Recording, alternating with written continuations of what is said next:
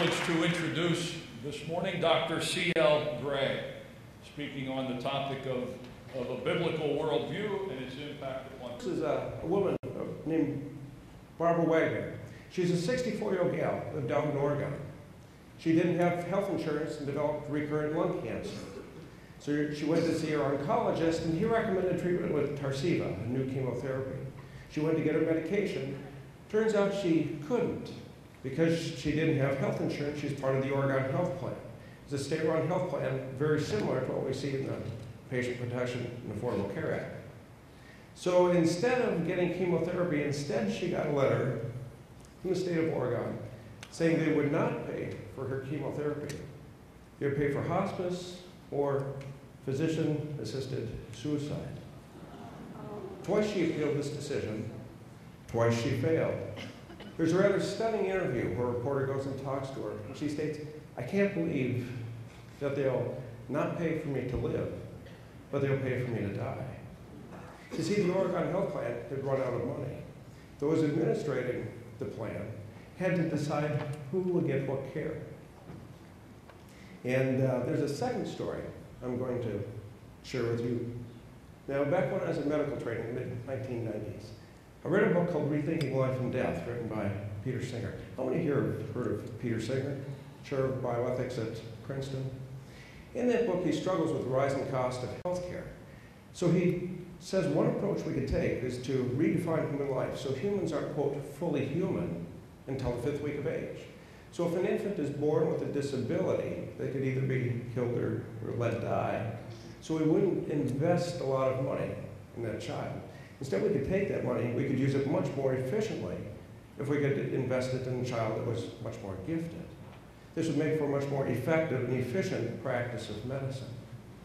So I was giving a talk, and instead of saying Peter Singer's wrong, I asked the question, how did America reach a place in her history where one of our leading bioethicists could seriously propose infanticide as a way to reduce the rising cost of health care? So I went back and I read some 60 or 70,000 pages of history and philosophy, and the story I found was absolutely remarkable. And that's the story I'm going to share with you in these next few minutes. Our story actually begins with two thinkers back in ancient Greece, Plato and Hippocrates. And they sort of outline two different worldviews. And we'll start with Plato in his Republic. If I can get my slide to move forward. He states, "But bodies that disease has penetrated through and through, the physician would not have attempted to cure. He did not want to lengthen out good-for-nothing lives or to have weak fathers begetting weaker sons. If a man was not able to live in the ordinary way, he, being the physician, had no business to cure him. For such a cure would have been no use either to himself, or note these last four words, or to the state." So essentially, Plato's laying out this vision of healthcare. This is his ideal physician, that the physician would look out for the young, the strong, the fit, those that were moving society forward, and they would get medical care. And those that were a, quote, burden on society wouldn't. He goes on.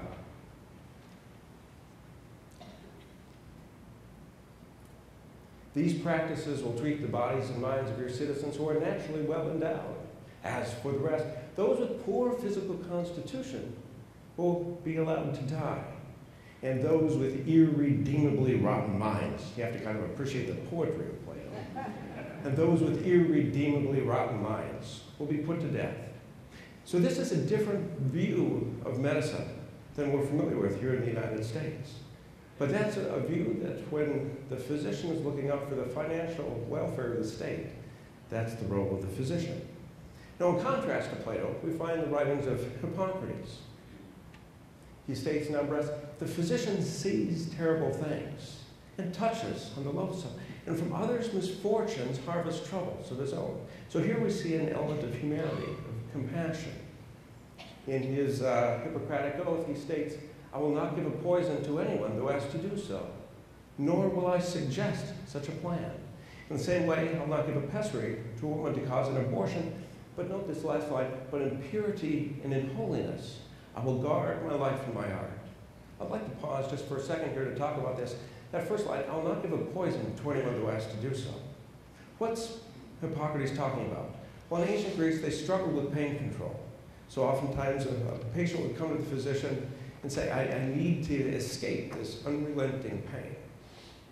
So the physician would prescribe something so that the patient could take his life.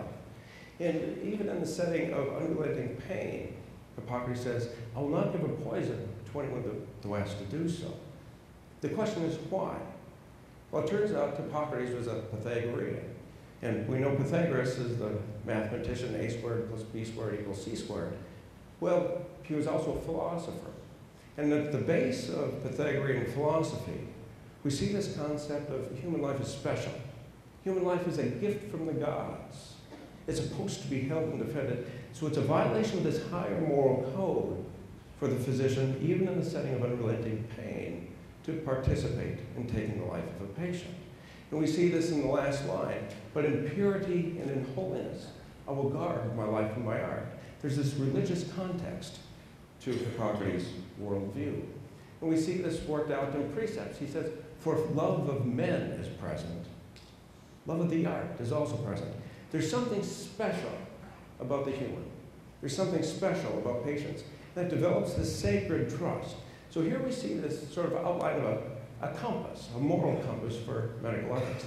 Instead of a north and a south, it's an H and a P. Initially, philosophy and practice in ancient Greece pointed towards Plato. And over the next 300 years, this needle swings towards H, where medical practice gravitates towards Hippocratic medicine. You can imagine if you're a patient in ancient Greece and your knees hurt, your hips hurt, and your back hurts, and your neck hurts, and you're getting up in age, and you're not as young and fit and vibrant as you once were, which physician are you going to see? Of course, you're going to see the Hippocratic physician, because there's this special trust. When you go to see your physician, you know your physician is looking out for you, for your individual well-being, not the greater good of the collective, not the financial interest of the state. So this needle stays pointing towards H for approximately 2,000 years. And here we see a Christianized version of the Hippocratic Oath from the 14th century. Because Christian theology, the concept of the Imago Dei, the image of God, where special creatures were given purpose and meaning in life. So we naturally, as a Christian West, adopt this Hippocratic mindset as applied to medicine. The needle stays pointing over towards H for about 2,000 years until we run into this writer at the end of the 1800s, Friedrich Nietzsche. And it turns out Nietzsche specifically addresses a moral code for physicians. In Twilight of the Idols, he writes in section 36, quote, the invalid is a parasite on society. In a certain state, it is indecent to go on living, to vegetate on in cowardly dependence on physicians and medications after the meaning of life, even the right to life has been lost, is ought to entail a profound contempt of society. Nietzsche continues. Physicians, in their turn, ought to be the communicators of this contempt, not prescriptions, but every day a fresh dose of disgust for their patients. Starts to remind you of Plato. Nietzsche continues. We need to create a new responsibility, that of the physicians, in all cases in which the highest interest of life, or the ascending life, and I'll pause for just a second. When you read Nietzsche, the ascending life is the young, the strong, the fit, those that are moving society forward, looking out for the greater good of culture. He says, in turn, this demands the most ruthless suppression and sequestration of degenerating life. And pause for a second. In Nietzsche, when you see degenerating life, it's the weak, the infirm, the elderly, those that are, quote, burden on society. He says, for example, in determining the right to reproduce, the right to be born, in fact, even the right to live. So we move on. As we see, this needle has swung back to P, and if I can get my pointer to move forward. Following the writings of Nietzsche, we see the rise of the Third Reich. And behind me is a slide of the Dachau hypothermia experiments. The Doppler hypothermia experiments were supposedly run to learn how to rewarm downed pilots. So what they do is they take their subject or their victim, submerge them in ice water, nearly freeze them to death, and then they try and rewarm them using various methods. Sometimes they put them under scalding lamps, burning their skin, put tubes down through their esophagus and pour scalding water into their stomach, or put them in vats of hot oil, tubes up through their rectum, scald their colon, drop them in vats of hot oil. So following this, we see the Geneva Convention tries to pull the needle back towards H. And then what we've seen in these last few years is this needle swinging from H back towards P. And the decision we have to make as a culture is this needle sits dead center. Is it going to keep drifting towards Plato, or can we the people, pull it back towards Hippocrates? I'll very quickly walk through the change of this needle. Initially, 1949, with the Geneva Convention, there was the first change even there. It didn't include an oath. It didn't include a swearing before one's god or gods to uphold a certain set of ideals for all time. It was more of a list of standards open to revision. 1960, the World Medical Association alters the wording of the Geneva Convention so that human life is no longer sacred from conception, now it's sacred from the beginning. And we see the entrance of postmodern thought as we can debate the beginning. 1973, abortion is legalized here in the US. 1985, out comes a book called Should the Baby Live? Listen for Patterns in Thought. It's written by Peter Singer. We think that some infants with severe disabilities should be killed. This recommendation may cause particular offense to readers who were themselves born with disabilities. Note this last sentence. Perhaps even the same disabilities that we're discussing. It means people were sitting, listening to his lectures, reading his books, who could argue with his philosophy. He said they shouldn't have even been left alive to argue with him. The needle moves on. 1994, he publishes the book Peter Singer does, Rethinking Life and Death. This is the book that got me engaged back in the 90s. We suggest a period of 20 days after birth that might be allowed before the infant is accepted as having the same right to life as others. This is clearly before an infant could have a sense of its own existence over time and allow a couple to decide it is better not to continue a life that has begun very badly. Reminds you of Nazi Germany with lives not worth living. The story goes on. 1997, physician-assisted suicide is legalized in Oregon. 1999, Peter Singer is appointed to the R.W. DeCamp Chair of Bioethics at Princeton. So 2008, the Oregon Health Cabinet refuses Barbara Wagner chemotherapy and instead offers physician-assisted suicide. Chemotherapy is $4,000 a month. Physician-assisted suicide is a one-time cost of $100. Barbara Wagner had become a negative economic unit, not a patient to be treated. January 31st, 2009, the National Institute of Health Director of Bioethics writes a paper for The Lancet, a very prestigious medical journal. And he introduces the concept of a complete lives system. I'm just about done. Let me read this to you. Consideration of the importance of the complete life system also supports modifying the youngest first principle and prioritize adolescents and young adults over infants. What's the youngest first principle? Well, in Western culture, we value our youth. We see this, and if a ship is sinking, get women and children off board. Or if a house is burning, make sure we get the kids out of bedrooms. The future of a country, the future of a culture, lies in the minds of its youth. There's something special about our kids. We can lose them through education, we can lose them through culture. But he's starting to say, you know, we can modify, or we need to modify, this youngest first principle and prioritize adolescents and young adults over infants. Now, why? He continues. Adolescents have received substantial education and parental care, investments that will be wasted without a complete life. Infants, by contrast, have not yet received these investments. So he said we've invested time, energy, education, parental care in our adolescents, and we haven't done that for kids. So if a kid with a disability is born with a disability, if we let them die, we haven't lost much in terms of society. He goes on. When implemented, the complete life system produces a priority curve on which individuals between the ages roughly 15 and 40 years get the most substantial chance, we'll time out again, most substantial chance of what? The paper's being written about medical procedures in an age of scarce resources. Well, we are living in an age of scarce resources. We're $15.7 trillion in debt. We're starting to have to think about, as a country, what we can pay for. So this is his solution.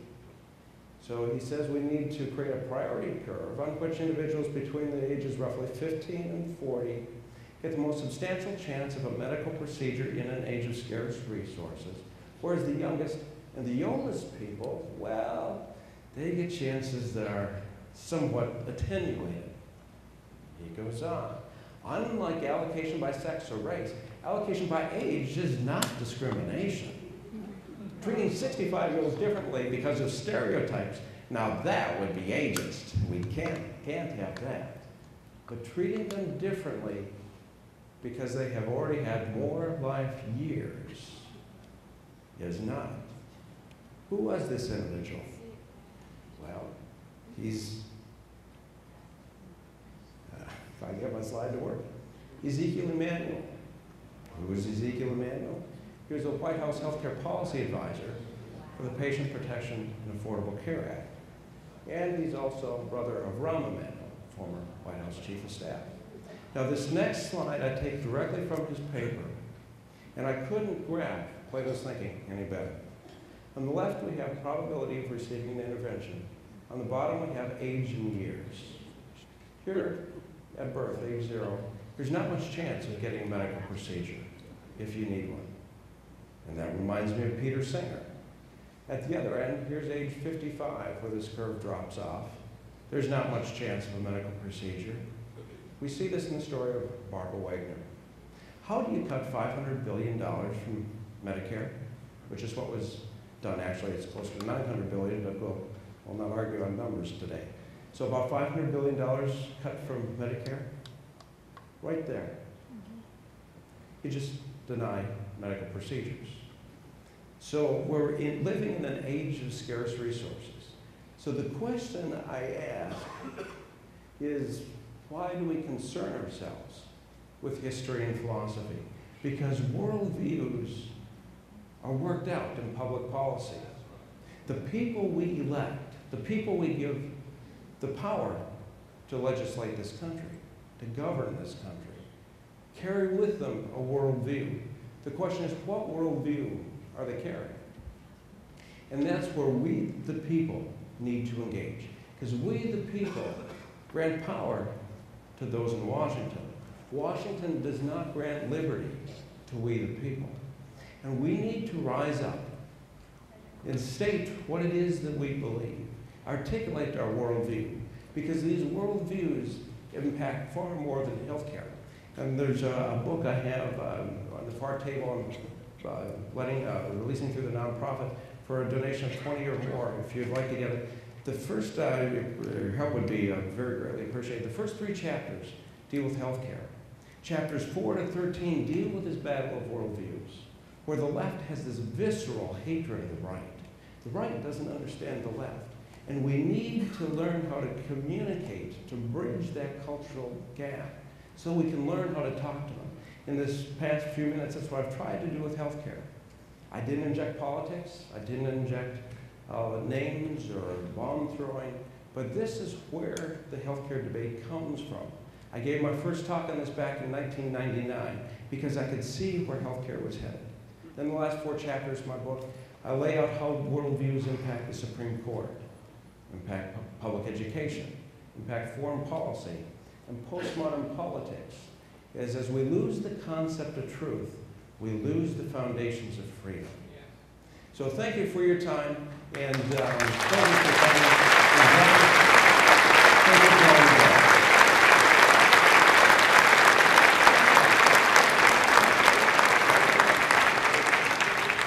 If you'd like to hear Dr. Gray's full talk, we'll be at the Bible Fellowship Church on Old Baltimore Pike this Tuesday at 6 o'clock.